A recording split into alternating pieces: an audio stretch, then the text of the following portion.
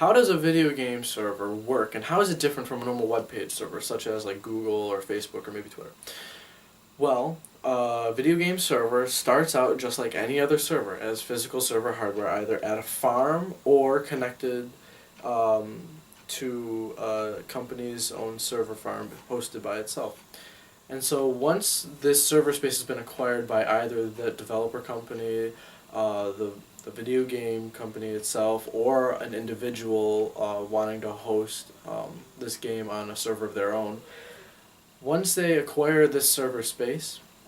they implement and put the game files onto this game server that they just bought, and they begin to run them to create a specific instance or environment of the video game on that server. And once that environment has been started, clients like my computer or a console or your computer or Xbox 360 PS4, they can all connect to this server through that specific IP address that's being listed.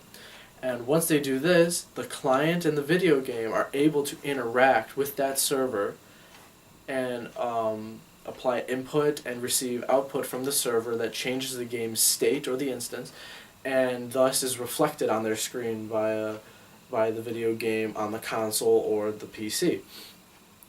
This is different from a normal web page because a standard HTTP protocol web page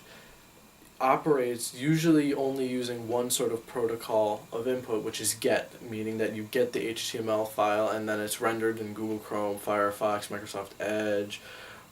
Opera, any other browser that you might have on your phone or device. And so from that web page, from the web server, the web page is loaded onto your phone and they render onto your device.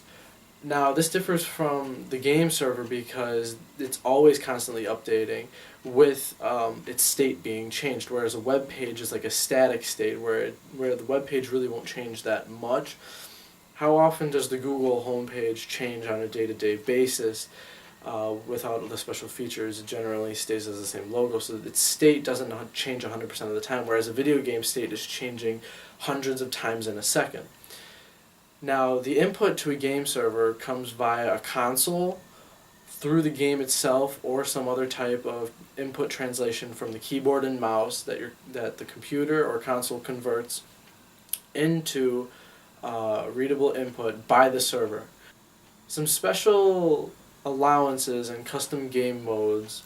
can be implemented on these specific game servers if a private company owns it, where you might not see large companies like Valve having their own modded servers of their own game, whereas people or individuals or smaller clan groups or companies might be able to buy these servers and then implement different types of game modes. Whereas in Counter-Strike, the large first-person shooter franchise, there is a company called ESEA that hosts their own clients, and they offer a lot of perks for a specific subscribed amount of money per month or however long of a period that you choose.